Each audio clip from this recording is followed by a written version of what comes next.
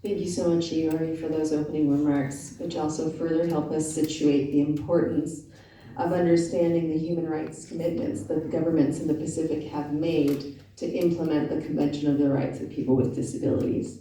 So with that, I'm going to close this opening session, and I'm going to hand it over to Susanna, who will facilitate and moderate the next session. So Susanna, over to you.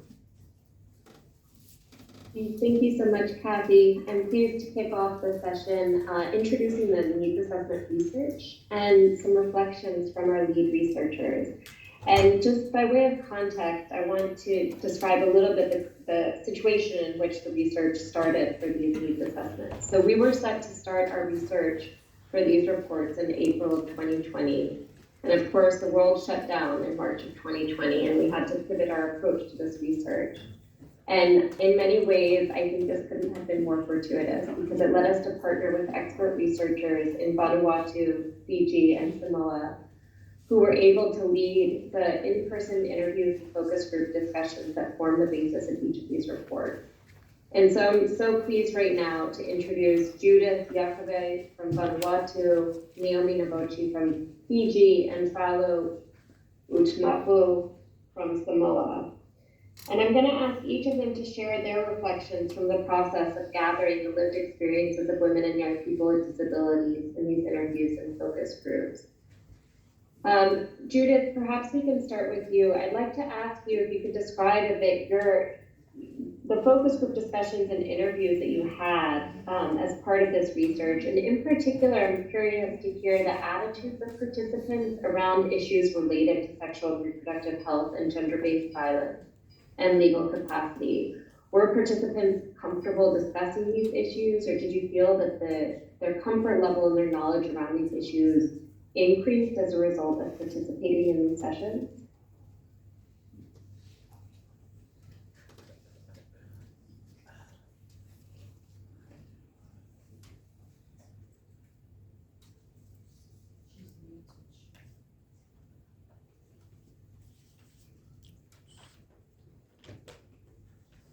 We can't hear you. I think you're still muted. I don't know if you're able to unmute. Now we can hear you. Great. Thank you so much. Great. So for my reflection on the study in leading the research, a key important component of that research is that using the existing networks for VSBE, Vanuatu Society for People with Disability. When we go out, so the participants were identified by Sunflower Association, and we had to go around and getting their consent in participating.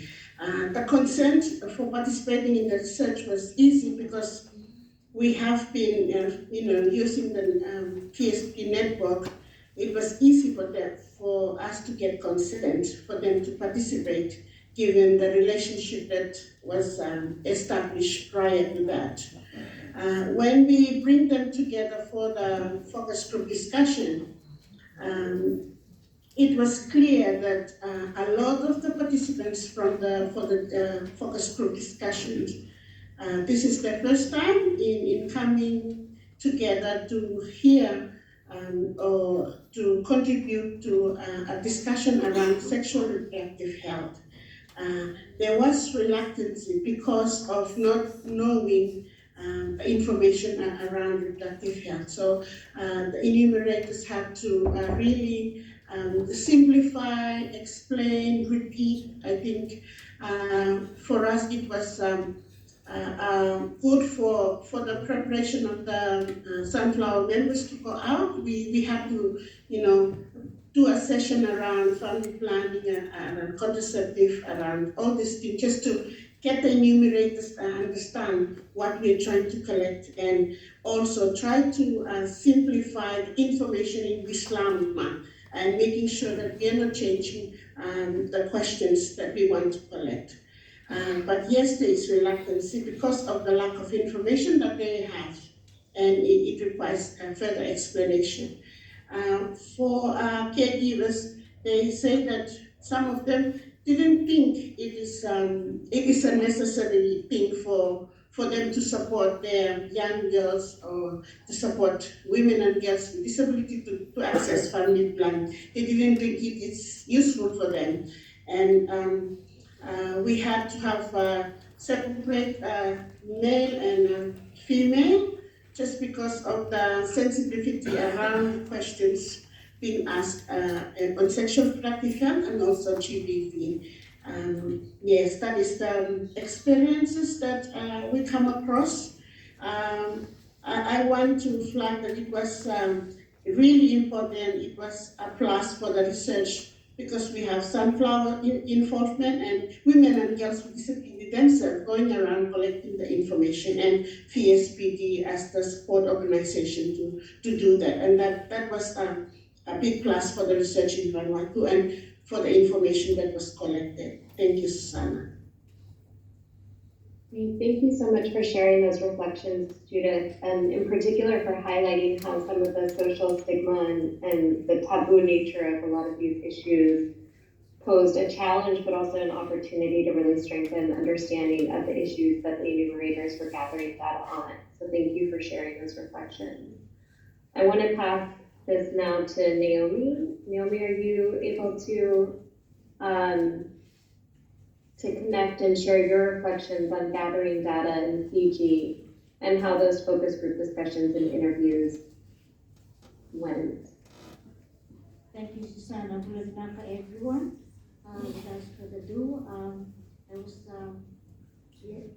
as alluded to earlier, between 2020 and 2021, the research study carried out in Fiji, where we have actually had two focus group discussions and one-to-one interview in the Western Division as well as the Central Divisions.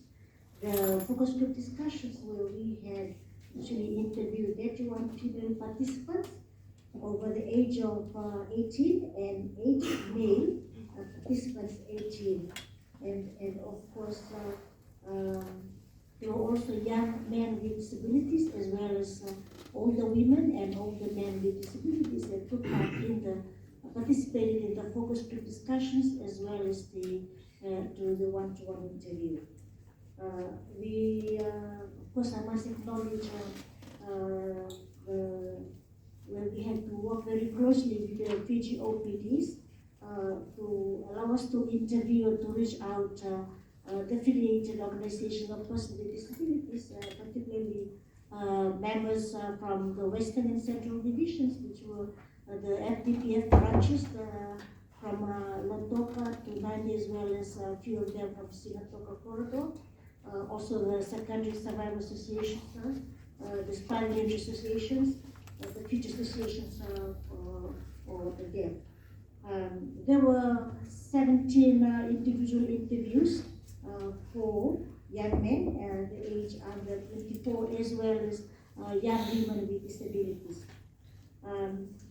I guess for me, first of all,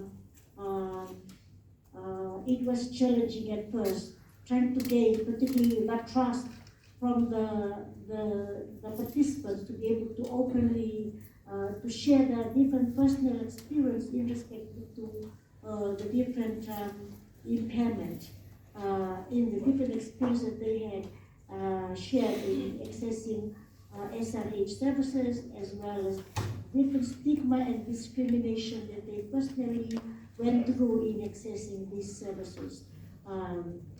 Particularly for me personally, alone being a woman with disabilities, I had to somehow hold back my emotions, because when I heard about the experience of women with visually impairment, especially women with psychosocial disabilities, the different stigma and discrimination and challenges and barriers, whether it was physical barriers, whether it was barriers in accessing information, the rightful information. Some of them were not even aware of the services available around SRH, particularly the different experience in trying to access the services. The educates of the service providers was the biggest barriers and challenges for those that participated, who would actually share their best experience in the research. Thank you. Thank you so much, Naomi, especially for highlighting the tremendous trust that all of the participants in the focus groups really placed in you as a researcher to be able to share their stories. And it's really not something that comes easily to talk about these experiences, and the empathy and the trust that you showed in being able to build the rapport and gather these testimonies is so essential to unpacking a lot of the key issues and barriers that infringe on the rights to sexual and reproductive health and gender-based violence. So thank you so much for sharing those reflections. And finally, last but not least, I want to pass this to Paulo to share her experiences in Samoa with focus groups and individual interviews that were conducted there. Paulo, passing the mic to you.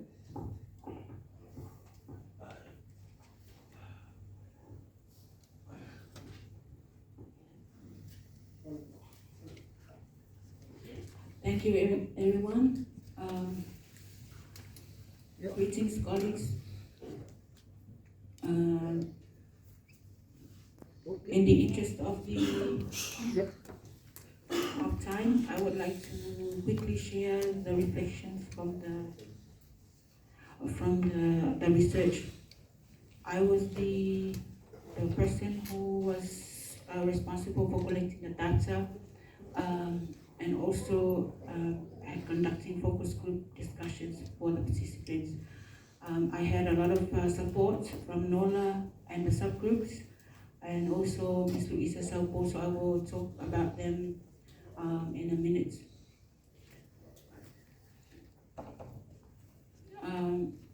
We have conducted 5 focus groups.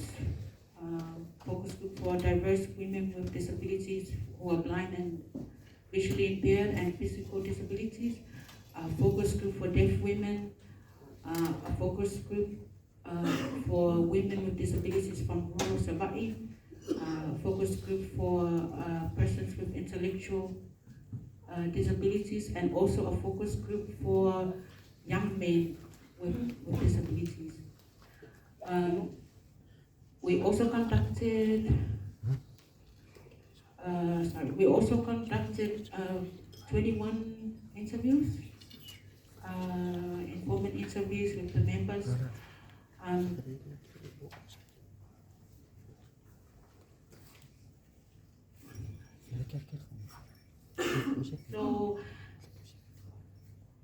So my reflections with regards to conducting the interview is that it was very important for us to create a safe space for the participants to share.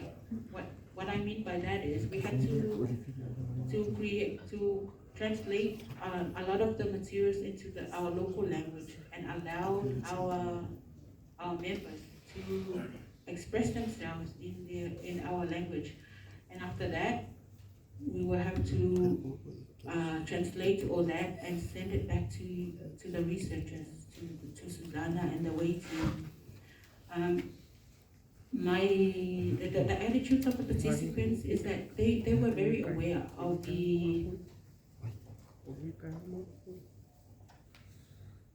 really aware of their rights and the injustices that were committed against them. A lot of the participants were aware that they have been abused.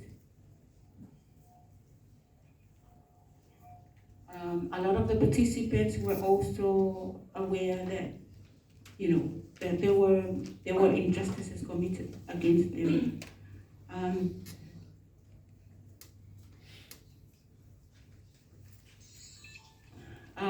So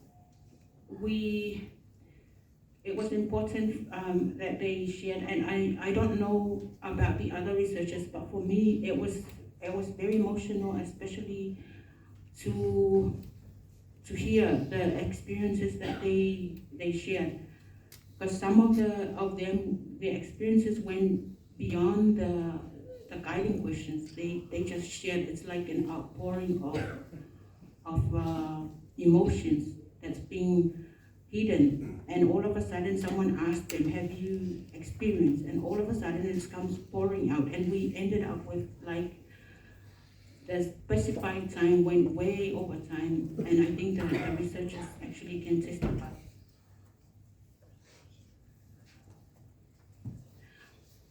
Did the research contributed? Yeah, that's what's been discussed here. It did contributed to the awareness of rights.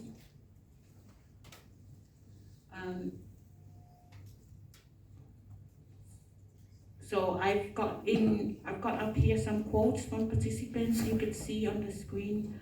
I'm sorry, due to the technical difficulties, I cannot read them out, but you guys can look for yourselves and can see what's on the screen.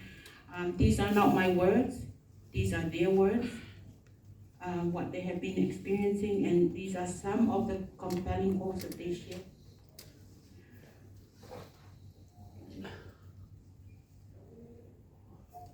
So what are my reflections? My reflections is that the report is actually scratching the surface of what the situation is really happening.